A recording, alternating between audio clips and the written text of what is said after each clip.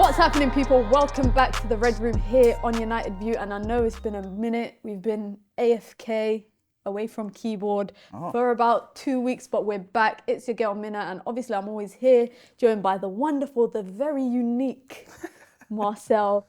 And we've got a bit to talk about. Obviously, season's coming to an end. Yeah. Before we even delve into the topics that we actually want to talk about, as we're coming to the end of the season, I just want to ask, what do you think of how our season's been? What would you rate it? Oh, that's a really out of 10. Out of 10? Out of 10, I'm going to give it a 7. It's a solid 7. It's been really impressive. I think it's been really impressive. I mean, potentially 2 trophies, potentially. Coming from the thought process that we was at the beginning of the season, you know, definitely thinking the 6th, 7th, if you're lucky, to be in, you know, a chance. It's 1 point now, but I think it's guaranteed. So to be in a chance with Champions League football next season, I think we've come so far this season. 7. I think we've come far, especially when you compare it to. Would I go and say that this has actually been my most enjoyable season in the last couple? You've enjoyed watching Man United again for the last couple of years. Watching it, even though it's been like I've had football fatigue where I've watching 3 games a week, exhausting. But I've really enjoyed, especially, I'm not going to lie, that run after the World Cup until about March, after we beat Barca. Lots of games at Old Trafford. Loving watching the team, enjoying, you know, knowing that Manchester United are playing today. And a few seasons ago, last season, it was just a horrible feeling. So I would say 6 out of 10. Maybe I'm being a bit harsh. I just feel like where we've come from, and where I still think there's a big gap of where we want to be. But Xavi said we're back. Xavi said it. You know, after we won at Old Trafford, he said we're back. It's mind game. You think it's mind game? Sometimes I don't feel like managers are like genuine in their compliments. Like even like I was watching Pep talking about De Zerbi, and he was just like really hyping him up and gassing him up. I don't feel like Pep believes half the stuff that he says about other managers sometimes. I feel like he's just saying it just for. He wants that little viral piece. He wants that little viral clip. Yeah. For someone like Lamps or something, then yeah. But De Zerbi's it's revolutionary in terms of how he thinks about the game, in terms of spaces and stuff. So, but I do agree with you though. Ten Hag, I think, does it quite a bit, if I'm honest.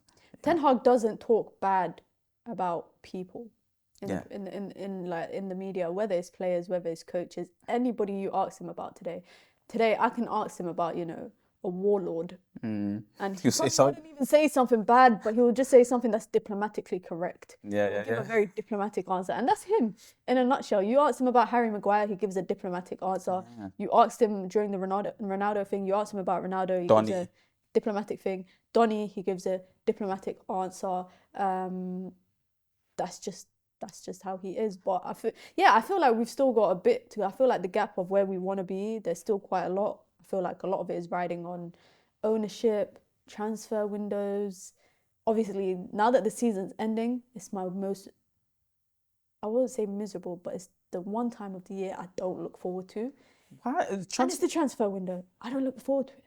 Why? This is the golden time for us to change the whole squad.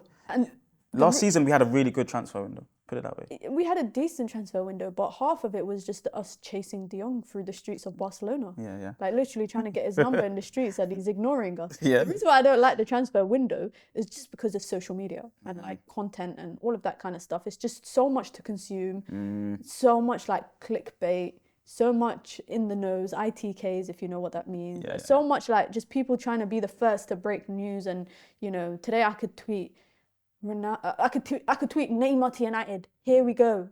Some people would actually believe it, and that's what I see a lot of on social media during like transfer windows. So it's annoying. If it's not from Fabrizio, and it ain't from David Ornstein, you don't want to hear it. I will wait for them to talk about it.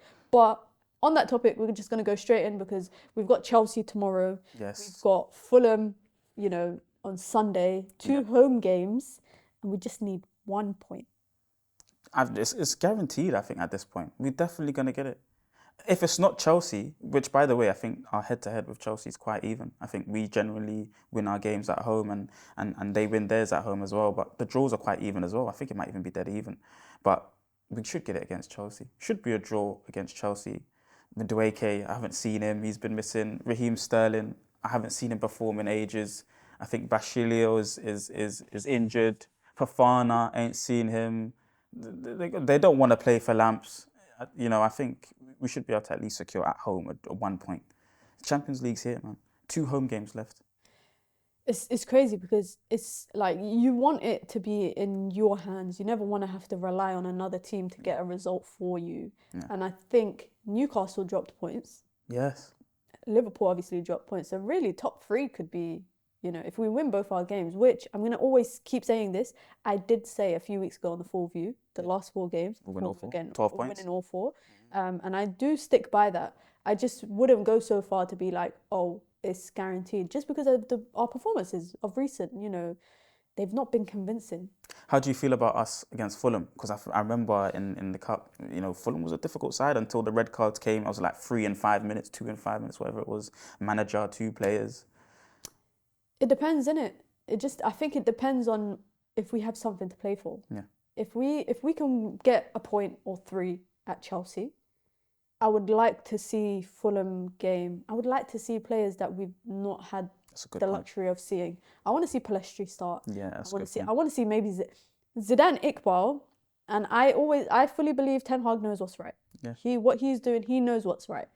But Ten Hag did not allow Zidane Iqbal to go to the Under-20s World Cup with Iraq. Yeah, it's starting now. He did not allow him to go because he said, season / possible injuries, etc. A lot of other clubs have allowed their Under-20s to go. The way that I see it is if he's not playing and he's only training with the first team, surely you should allow him to go on international duty and play for his youth team. Like, you want him to get playing experience. So if we get 3 points at Chelsea and I don't get an opportunity to see Iqbal on Sunday, I'd be quite disappointed because we ain't playing for much unless Ten Hag is so obsessed with winning that he wants top 3. Yeah, imagine if he plays the strongest side again. I agree with you. I would prefer if someone like Zidane comes in. It's funny because I think I read Ten Hag's book and he actually played in the DM as well. He actually was a defensive midfielder himself. So I think it might be just a harder story arc for Zidane to get into that first team. But he's been fabulous every time he's played. Alongside Savage, I believe it was. And then even after the World Cup, they had a few of the friendlies, and I think he played well. He hasn't started any game. He hasn't played any games in competitive football this season, and it's interesting to me because you talked about Charlie Savage, for example. Charlie Savage went on loan in January to Forest Green Rovers, albeit they got relegated. sorry to him and the team, but he had an opportunity to go out. He even won, I think it was in March, he won Player of the Month for them. He's had the opportunity to get that first team experience, whatever level it's at, League One or League Two, whatever. I think they're in League One, Forest Green Rovers. Shola Shorta, same thing. Went to League One. He went to Bolton in January. Again, got the opportunity to play first team football. Obviously, I'm going to keep emphasizing it. Ten Hag knows what's best. Yeah. But what is going on that we're not aware of? And physical development, maybe. Because we get Kobe Mainu that comes in, who's a little bit younger than him and is a beast. Because look at Amad Diallo, for example. He's quite similar in stature to Zidane. Yeah. He's quite petite, quite short. Yeah. But you won't know unless you give him the opportunity. But then again, the reason why I'm so Ten Hag knows what's best, because remember Garnacho at the beginning of the season, everybody was like, why is he not getting a chance, blah, blah, blah. Then it came out that, what happened in pre-season. So Ten Hag knows what's best. But I'm just saying, in terms of the Fulham game, if we win against Chelsea at home, I would prefer to see academy kids and let these guys get a rest. We got a FA Cup to play for. Exactly, yeah. But then would you rather they play against Fulham so that they keep in the rhythm and the motion and that kind of stuff? So if we're basing it on what's happened this season, I think that's Ten Hag's kind of go-to decision, really, is to keep the form and keep the rhythm of the players going and to win games. And I think one of those players that is going to need that is Sancho. So he has to play in all the games. I think he's got so much more to offer the team. And if he's not able to do that, because he's not been showing it, the level required, then he might have to. He's got one more season, I think, and he's one of those players that I think has to play in the Chelsea game and perform. The thing is, I think he played pretty well in the last Chelsea fixture. I think it was when we played them away. 1-1. When it was 1-1. Yeah, 1-1. Mirror late win. I think he played. I might be wrong. I might be. I've only seen him play well at home. I might be mixing it up, but I'm pretty sure I saw him play in that game, and he played pretty well. The whole Sancho thing is interesting because it is one of our points to discuss today. But I feel like a lot of people have been talking about this Sancho thing, and you know, if any of you guys are on Twitter, I see this discourse all the time. I saw him get compared to Callum Hudson-Odoi the other day. Someone comparing his time in the Premier League and Hudson-Odoi's time. Saw someone comparing him to Pepe. And although the comparisons are harsh, do you think they're valid? Okay, well, let's come to it then. I think, you know, Sancho, 18 starts this season, 5 goals, 2 assists. Is that Is that in the Prem? Yeah, I believe so. That in the Prem is that a good return, really, for a winger of his quality? I've only seen him play well, Mina, in 2 games really for me this season, or of really top standard. I think it was the 2 home games. I think one against Everton, one against Leicester, where he contributes in a good way. But he's always just playing in moments. I feel Sancho, and I think if he's not if he's not able to step up next season, I think, he's got to get sold, I think. It's interesting because when was it? I think the last time we saw him was in October, and we didn't see him again until what? Beginning of Feb, end of Jan, I think it was, around that period. I sympathise with him for other reasons. You know, it's not, and I sympathise with like Maguire for the same reason, because it's difficult to come to a club with a big price tag, no matter who you are. No matter who you are. Yeah, when you're that young, I can imagine how much more difficult it is.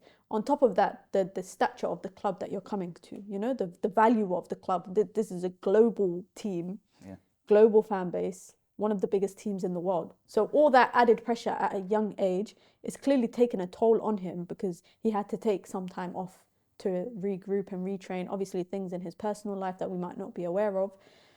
And I think he just came to United at a difficult point.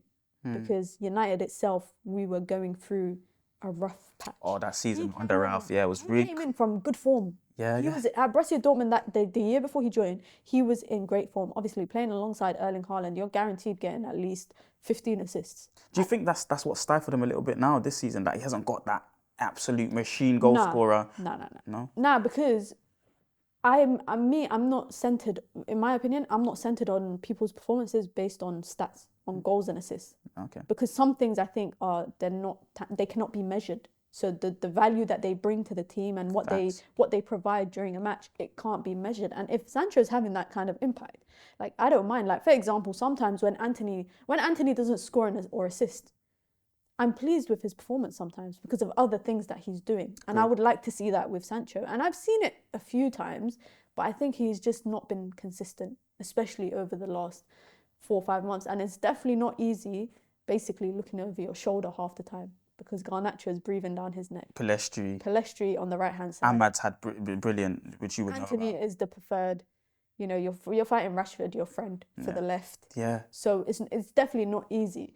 But I feel bad for Sancho. I can't lie. I'm very much like, I want him to leave and maybe flourish elsewhere, because I just feel like the longer he stays and his form is going downhill, I think it might be like a Dele Alli situation where it's difficult for him to come back up. But I do think his career and just his like football contributions is salvageable. Yeah. I don't think like it's the end of the world. But I just feel like how long, like, for example, how Pogba was at United for how long? I want to say 6 years. Yeah, I'll say 5. 5, 6 years. Yeah. Every year we kept saying next year, next season, next season. Oh yeah, but at what point do you draw a line and say, you know what? There's nothing wrong. Let's cut ties here. We make a loss on the sale. At least we managed to get something back. The beautiful thing about it is, and to your point, the beautiful thing about that is it's not 10 out signing. Yeah. So I think that process of doing that and cutthroat kind of decision making, I think it happens quicker. You know, Tuan Zabi, Phil Jones, all these players cut loose. They're not heavy contribution. They are not Sancho levels. I have no doubt that Sancho will be a good player, whether it's at Manchester United or elsewhere. I have no doubt. I need him like to start showing that dog like Martinez has. Yeah. Dog, like, even though that's not his style of play, his aggression, and that is not. He's like them silky footballers. But he needs it though. I think he just really needs it, man. He needs to be showing that. He needs to show it, because you have to be physical, you have to be aggressive in the league. It's a given. But you know, one thing I always admired about Sancho is the way that even when he was at Borussia Dortmund, he used to speak so highly about where he grew up and how he grew up playing cage football, and that's why he's got good he's got good tech. He's got good technical ability. Yeah, because, fantastic. you know, anyone grew up playing cage football, you have to keep the ball at your feet, because Again, he's going to get taken off you. And you're getting bruck up by the cage and all sorts of Exactly. things. You're playing on concrete half the time, kicking the ball off the wall and all of that stuff. So he says he grew up like that, and I want to see that tech. Yeah. I want to see that technical ability, and I see glimpses of it sometimes. I saw glimpses of it on the weekend, and I think he got hooked Too early. Too early, because I feel like that's when he was kind of picking up his form in the game. If someone like Anthony or someone like Eriksen or someone like Casemiro is allowed to have a dip in the game and given time to pick up that, you know, form in the game, and Sancho, why can't he get that? You know, like, it's either we sell him or we don't this summer, and I see a lot of people being torn. Yeah, Do you think we should sell him? That's a good question. If you're talking about this season in particular, I think once you buy another forward line player, whether it's a central forward mainly or a wide player, he automatically gets put further down the pecking order, because, you know, like you said, he's competing with his friend Rashi on the left. Rashi's on fire on the left. In central areas where Rashi goes, because we don't have a forward line player, Rashi's going to get moved to the left if we get a world-class striker, which should be what Man United should be having. And then on the right side, it's stacked with potentially other wingers, and it's fixed for Anthony. So I would maybe potentially cut your losses now. You could maybe get a better return, but especially next season, because I think, sorry to cut you, but like, I feel like these rumours about having 100 million transfer budget and the rest is outgoings. Yeah. Would you rather have that money from Sancho this season, or kind of bet on the fact that he's going to be a better player next season? So, that's that, and it will come back to haunt me, because I know he will be a top player, you know, and I've at one stage I was saying he's the next Neymar, you know, in terms of his ability. Before when he was at Dortmund, I was saying he's the next Neymar, and I can just clearly see it. But it's been a big level for him to step up at, and I think that helps. You know, the Maguire money, if you manage to get him off the books, Sancho money, if you manage to get him off the books, that's in and around the 100 million mark. So I would definitely consider it. Do you think the club have a part to play in it? 20-year-old, 21-year-old, 300k, giving them 300k. It's been poor Edwardness. That's obviously the fault of the previous regime. But I think if Ten Hag makes the right decision, I think, you know, he either gets him to improve and we see a massive jump in level from him, or he just can't be a top level player, even though he's performed against Barcelona. I'll be honest, in the Champions League. I'll be honest, and some people might think I'm crazy for this. I'd rather sell him and buy Kudus. Oh, but I'd rather sell him. Another 10. Kudus ain't a 10. Kudus can play right wing, 10, false 9. Yeah, and the good thing about and the thing is I think he played with Ten Hag. Yes. A bit rocky, their relationship, but he did play under Ten Hag at Ajax, and I feel like for 40 million, give me Kudus and whatever more we can make off selling him. Yeah. So if we can sell him for 60 or 50, I'll spend 40 of that on Kudus, because I feel like the issue with some of our players is that we don't have, and I was talking about this on the Full View the other day, is that yes, players should be allowed to play in their main position, but when they have the adaptability of being able to play across other positions, that's a 10 Hag player. That boosts their value in the team. Because today you can play, like if Sancho could play as a false 9, I'm not saying he can't, but we haven't seen him. But if he could play as a false 9, you know, we would have a second option of game plans when, you know, a certain, you know, thing ain't working. For example, whenever Marcel comes off, we automatically bring on Weghorst, because that's our only option. But imagine we had the option of playing someone in that false 9. Bear in mind, the likes of Manchester City won a Premier League with a flipping false 9 at the time. Yeah? So it's doable, because you have players that can play across different places. And I feel like with Kudus, that it's a Ten Hag player. I wouldn't say he's a Ten Hag player per se, because just because he's played on the Ten Hag, I wouldn't say he's a Ten Hag player. But I would say that we will get our money's worth. There'll be a quick turnaround time in terms of how long it will take us to get our money's worth, in comparison to betting on another year or two with Jadon Sancho. And this is not me being harsh. It's not me being a bully or me being too overly critical. I just think that when when the problem is in your face, the way that it's been this season, it's better to just cut your ties there rather than just hoping that it's going to get better, counting on it, betting on it. I don't bet, so I wouldn't bet on him being better next season. But what I would believe is that we could get Kudus and have a quicker turnaround time in terms of our investment value than waiting another year or two for Jadon Sancho to get better. Yeah, no, I agree with you. I mean, and the point on rotation of players, I think it's important, as a Ten Hag player to be able to switch tactics or be able to take up the forward position in for 20 minutes and then go back into your right wing position, or to change over with Bruno while Bruno goes and breaks lines. So I definitely agree with you there. And he's someone that I think we've seen him play in the 10, but it's not been Bruno standard, or he doesn't look very extremely comfortable in the 10. But we've seen him play maybe out in the wide areas a couple of times, but he needs to understand a bit more the rotation a little bit more for me, Sancho. Yeah, it's just a harsh. I feel sad sometimes because I remember being so excited. Do you remember the year before he actually signed? Yeah, we were trying to get. He's expected. I was so excited. I was so excited for him to join, and it's just I remember Chelsea wanted him, and we were talking about this. Before we started filming, about how Manchester City's academy, how Sancho and Foden were the same class. Yeah. And Foden is the one that made it in the City team, and Sancho didn't. Do you think if the roles were reversed, I know this is a United show and we talk about United, but I'm curious to hear your thoughts. Do you think if the roles were reversed and Foden had left the academy and Sancho went into the first team, do you think Sancho would have had the same impact as Foden has had on this City dominance? No, I think Foden's ability to understand the positioning is a bit more superior to Sancho's. I think at that time as well, they had dynamic wingers. They want wingers that break lines with lots of pace and power. That's why I think Phil had to go into the false nine. He just didn't have that Raheem Sterling, Leroy Sané burst of pace that you kind of want in the wide areas to attack the spaces. And I think that's what we're finding that's annoying about Sancho now for us, is that he's not that aggressive Valencia, Ryan Giggs, Ronaldo, where you just kick the ball and run. It's high intensity, pace and power. So he's struggling in that regard. But Garnacho does that well. Pellistri does it really well. Yeah. So those are the kind of players that for me feel like Man United wingers. That's interesting. Hopefully he can turn it around, and if not, hopefully we can find a club for him to turn it around. I don't think, it was harsh for me to say I don't want him to be like Dele Alli, because Dele Alli's still playing professional football, albeit it's not at the highest level, but he's still balling, still making his money.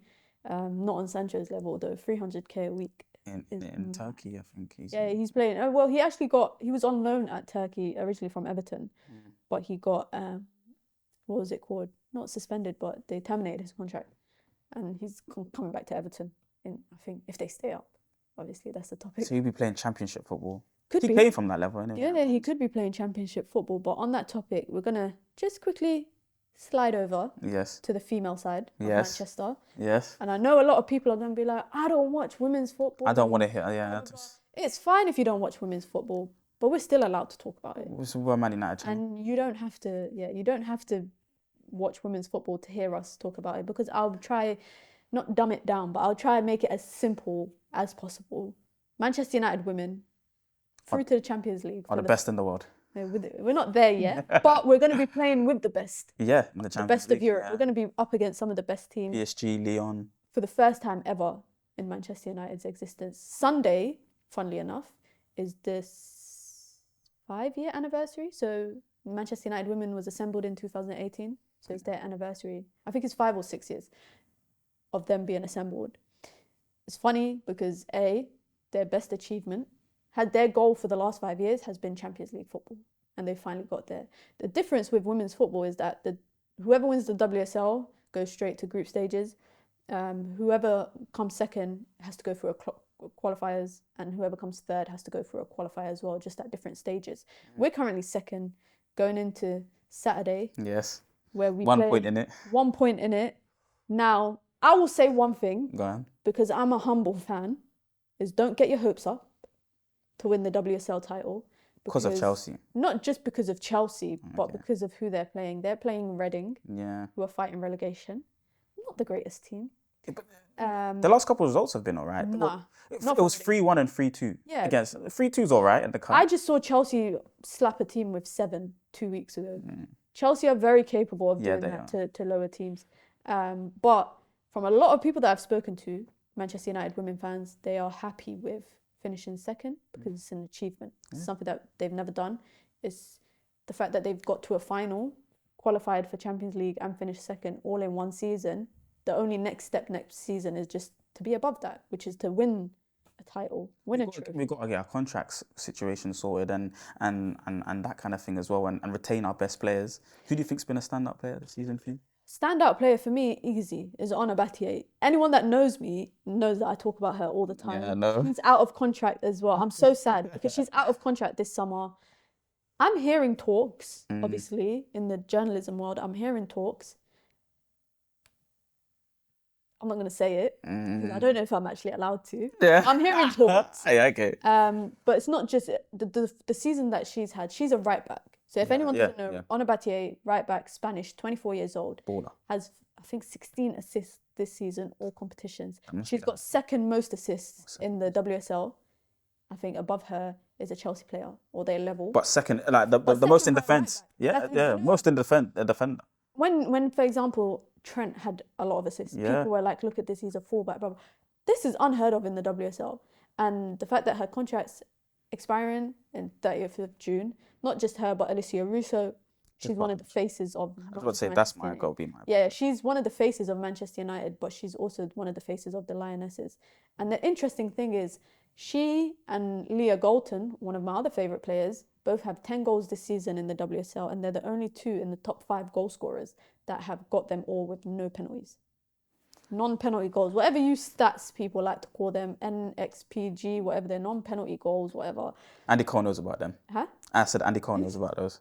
Exactly. So it'll be interesting to see how the season pans out. I will be at the Liverpool game on Saturday. Yeah.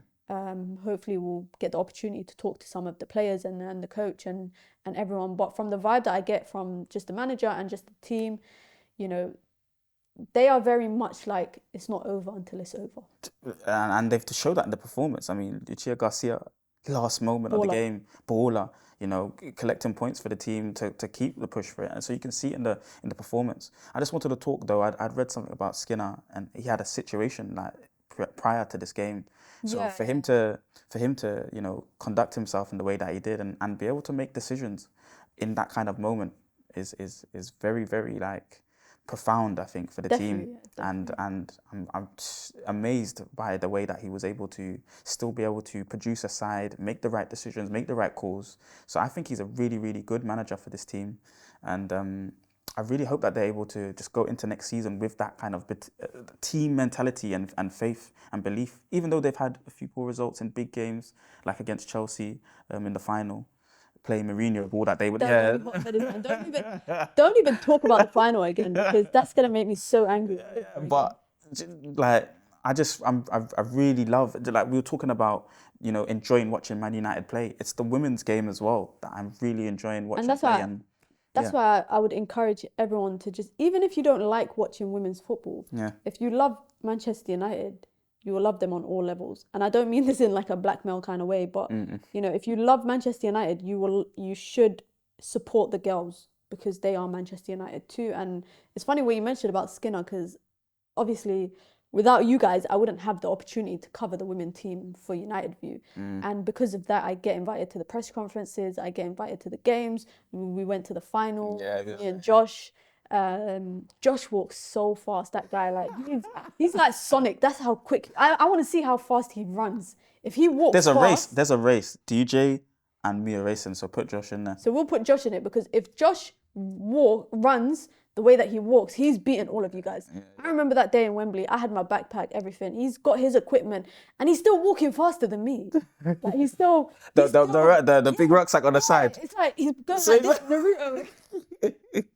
That's how he was running. He's so quick. But if it wasn't for you guys, we wouldn't have the pleasure of being able to do that. Facts. And that's why I encourage all of you guys to continue liking the content. There's ballers in that team. The women's content. Yeah. Obviously, Liverpool game, I'll be there. So there'll be a match day video from that. And if you guys do want to see more stuff that we're not bringing, so if you want to see updates about the press conferences and that kind of stuff, let us know in the comments and we'll try our best to bring that, because, you know, we're trying to cover United across all aspects. But what you mentioned about Skinner is literally, it came from a question that I put to him after the FA Cup final, just before the Manchester derby. And I asked him, how was he feeling after the loss? And that's when he told us. He said his dad had a heart attack the day before the FA Cup final. And for him, it was all about just controlling his emotion in a professional way and just going out and getting the job done. And after the game, a lot of people were critical of him on social media. I was reading this. Because, you know, he just threw his runners-up medal. He didn't want to wear it and that kind of stuff. And this is a perfect example of, you never know what someone's going through. Like, so if they're in the public eye, don't be so critical of them. And I saw it again even after the City, when we beat City. He didn't. So we beat City 2-1. Last minute equaliser. In the 90th minute, he didn't celebrate. He was sitting like this. He wasn't. And sometimes you just never know. So sometimes it just doesn't hurt to just not say anything. But on that note, talking about you never know what people are going through, we got a new segment on the show. And I think it's only right that we start with Marcel. This is called Marcel's Therapy. Obviously, you guys can see the picture here is Dubravka. I've moved on from this stage of my counselling. I feel like I'm going to sit properly because I feel like we're in therapy right now. I've moved on from this counselling period here. It's not even. I think as the season has progressed, I've changed. I've developed.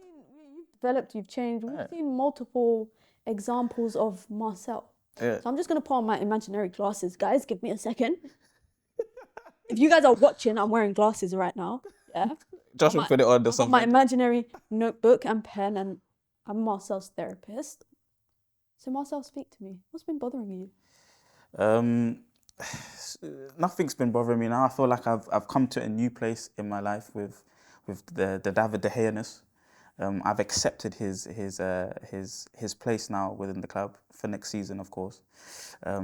I'm going to try my best. Obviously, things for me to work on would be to not complain too much about the performances next season, because we all know it's coming, guys. You know, more goals, more bad passing, distribution.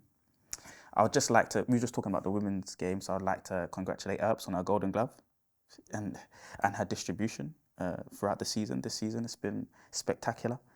And obviously David De Gea as well. I don't think he's got as many clean sheets as Mary, though. She's got 16, I think. Yeah, 15, but they've still won, both of them, the Golden Glove. So they're both better than Dubravka, basically. Okay, so do you accept that? Have you come to acceptance that David De Gea is better than Dubravka? I haven't seen the warm-ups for David De Gea. I don't watch any of his warm-ups, you know, but I have seen Butland warm up against Brighton. And, you know, that for me strikes as something that we all have to look at, because he could be somebody to push David De Gea next season. I'm just going to take it back to a second. Yeah, I'm going to take it back to a second. I'm going to take us back to the 13th of June, 2022. So that's last year. That's last season. Mm-hmm. TalkSport tweeted, "When we say overrated, what footballer comes to mind?" And Marcel replied back, "David De Gea," with a full stop. Do you still feel like that? Well, I have to think deeply about this. David De Gea has been, you know, somebody that, you know, has won he's the only Premier League winner at the club. It's so funny as well. He's the only Premier League winner at the club, but he's playing dinosaur football. His style of football now. It's not what's required of a goalkeeper. So if people still think, you know, if they're still rating him as a Premier League level goalkeeper, one would assume that that's an overrating. You know, that's too high of a rating to rate him as a Premier League winning level goalkeeper. So if anyone does believe that, then I would unfortunately have to disagree with them. Unfortunately, I'll have to disagree with them. Yeah. One of your infamous punchlines. Now, we know that you're not fond of David De Gea. Yes. But you are fond enough to send in questions to Manchester United about David De Gea. Yes. On the 2nd of March, 2022, mm-hmm. Manchester United's official Twitter account tweeted, "Got a question to ask David De Gea? Well, here's your chance. Submit your Q&As here." And you replied back a very extensive question. He didn't reply, but it's the thought that counts. Yes, it is, yes. You said, "David, because you're on a first name basis here. How many hours a week do you work on your distribution? Long kicks from hands and on the ground in open play, and long throws to start counterattacks and open play passing to back four, etc. As a keeper, these are parts of your games that are key to help your teammates. Since you sent that question nearly a year and like 2 months ago, do you think he's improved any of that? No. Unfortunately, these are disciplines that he lacks. These are disciplines that, I'm still waiting for that answer. I'd seen a couple of the games at home this season where he was doing long kicks with the goalkeeper trainer. I don't know exactly who it was. It definitely wasn't Fletcher. But I'd seen him doing a lot of long kicks and of things of that nature, and they just didn't have the quality on them. It was a really good opportunity for Manchester United to give us an insight on how much David De Gea is working on his abilities. But I've seen maybe a few improvements, but in big moments, Seville, Barcelona, he's been unable to show confidence, especially away from home, and adequate a level to be considered a Ten Hag goalkeeper. And this is my last, I'll say, throwbacks. Although it's not really throwbacks because you still very much believe it. Sky Sports Premier League tweeted on the 16th of June a picture. It had 2 bars. The first bar said talent, and it said up here, and then it said hard work here. And they said, name the footballer. And you replied back, Marcel and David De Gea. Do you believe that David De Gea has the talent and doesn't work hard enough, or he works hard enough but he just doesn't have the talent? Wow. I feel like this is maybe a realization for me now, and I'm appreciative for this therapy session, because I feel like I've come to the realization that maybe he doesn't have the talent and he's maybe worked as hard as he has to this position. So then the bar graph would be maybe the complete opposite, which is quite interesting. Whereas Martial, maybe it's more of how it suggests the bar graph of more talent and a little bit of hard work, because he's not available, of course. But I think David De Gea's fallen very short of natural talent, ability in terms of the distribution side, but then his reflexes, his cat-like reflexes, are out of this world at times. Definitely saved us points this season. But hard work means being able to show that you have all areas of goalkeeping discipline, and Ten Hag, I think, wants players to be able to attack and defend. David De Gea's, part of goalkeeper's ability to attack is to come out the box, make the passes, quick throws, quick kicks from the quick counter attacks. He hasn't showed these, so I do think he's maybe got low talent in terms of attacking abilities as a goalkeeper. And in the modern game, the best goalkeepers can attack. And you attack from the back anyway and defend from the front. So we need every single player to be able to attack, and he can't do that. And let me just take off my fake glasses.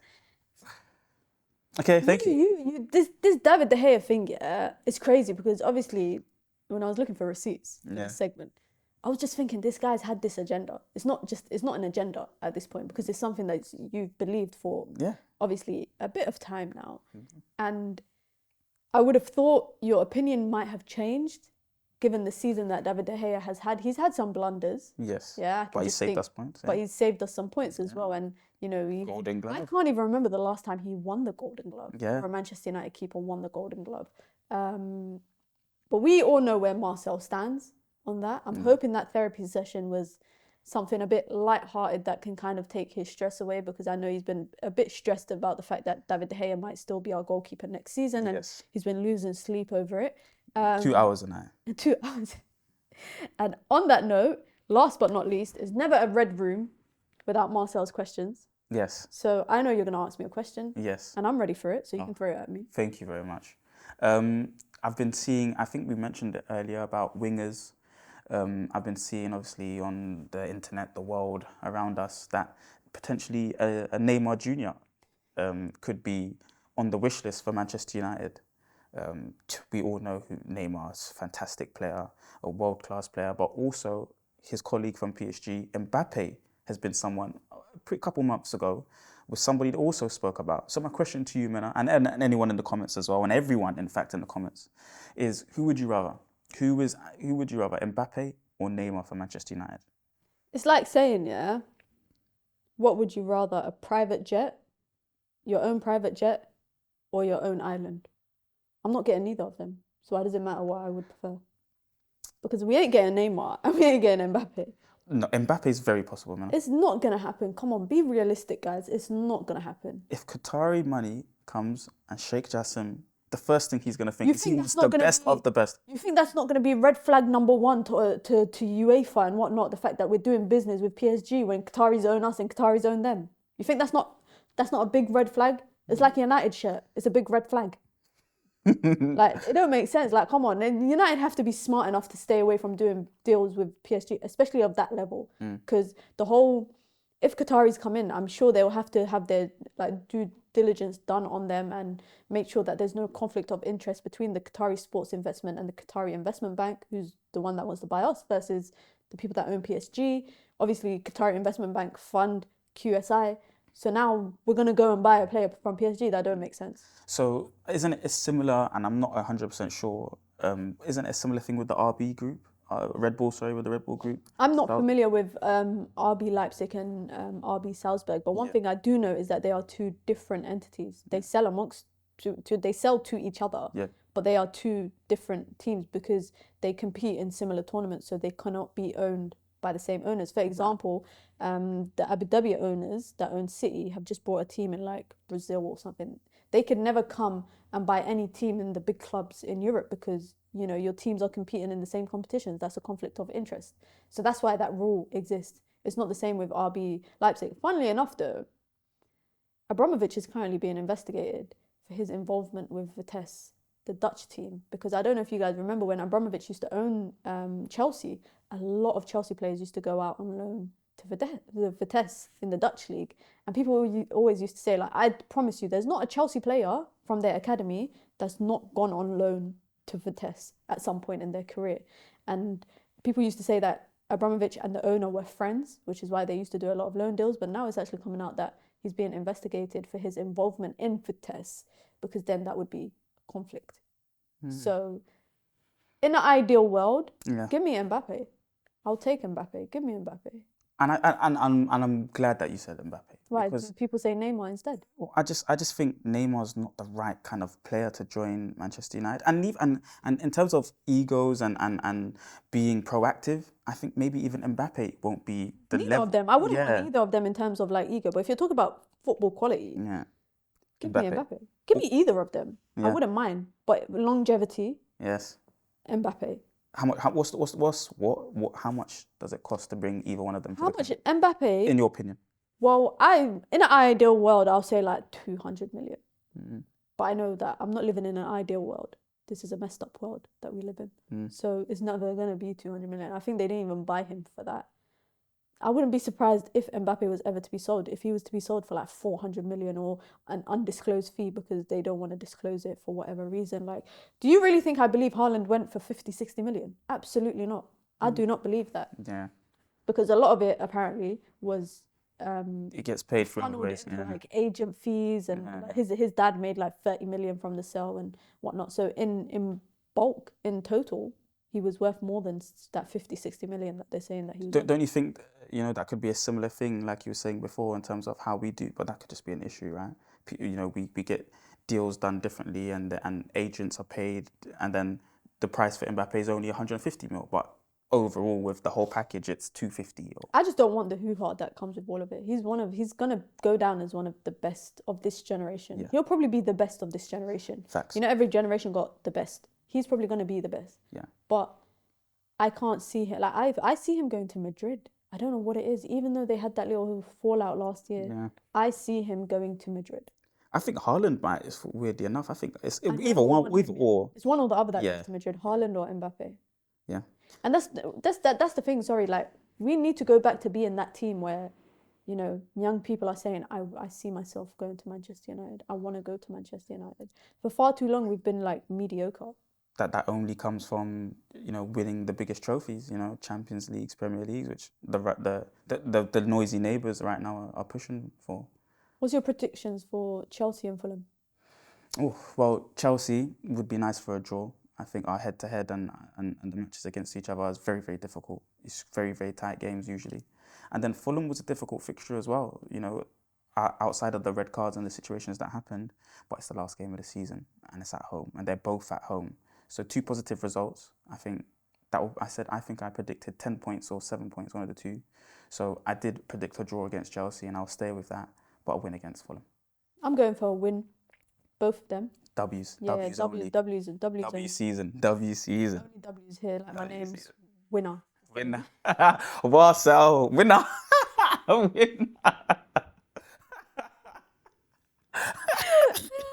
That's gonna be my new name. The winner. I'm gonna go with Winner. Called the Queen Weenies. Winner. I'm gonna the Queen Weenies. Yeah, the Queen. But I'm going with 2 wins. I'm going 3-0 Chelsea and I'll say 1-0 Fulham. Just because I feel like it's the last day of the season. If we comfortably beat Chelsea, neither us or Fulham have much to play for on the last day. It's not really like... I'll be watching the United game, but honestly, I'm going to be looking out on the relegation battles because that's looking very interesting. Yeah. So, who's left? Southampton. Southampton's gone. Yeah, it's gone. So it's Everton, Leicester, Leeds. Wow. Leeds and Leicester are on 31 points. Yeah. Everton are on 33 points. They all play different teams. One of them plays West Ham.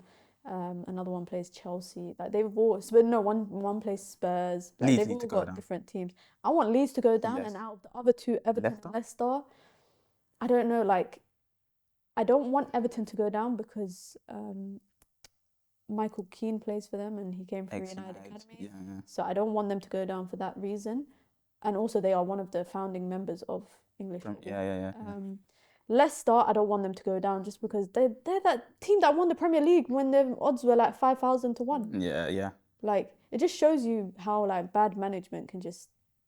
And also, Leicester couldn't go down for selling us Maguire for 80 million. Where's that 80 million gone? It's not saving them now. Yeah, true. Okay, so I got another question just come to my head. Another question. James Maddison or Onana? I knew you were going to say that. Oh, well, midfielders, I would take obviously James Maddison, but we ain't going to be the only person that would want him. And I feel like if you look at the relegation teams, I would take Lavia from Southampton. I would take Maddison from Leicester. Nice. And from Everton, Onana. Yeah. I would take Onana. And Leeds, I don't want anyone from Leeds. Yeah. I don't care how good they are. I don't want anyone from Leeds. Actually, no, hold on. They got a couple ballers, I think. Yeah, Gonotto or something, the Italian boy. Yeah, he's got a couple ballers. Somerville. Yeah, they've got some interesting players. Yeah. So it'll be interesting to see. But guys, on that note, that is the Red Room. As always, you can listen on all streaming platforms, Spotify, Apple, wherever. Make sure you guys like, comment, subscribe. All the questions that were kind of distributed between the two of us, make sure you guys comment below and get involved in the conversation. We'll be back next week, Wednesday, as always. It's your girl, Mina, joined by Marcel. It's the Red Room here on United View. Until next time, guys, peace.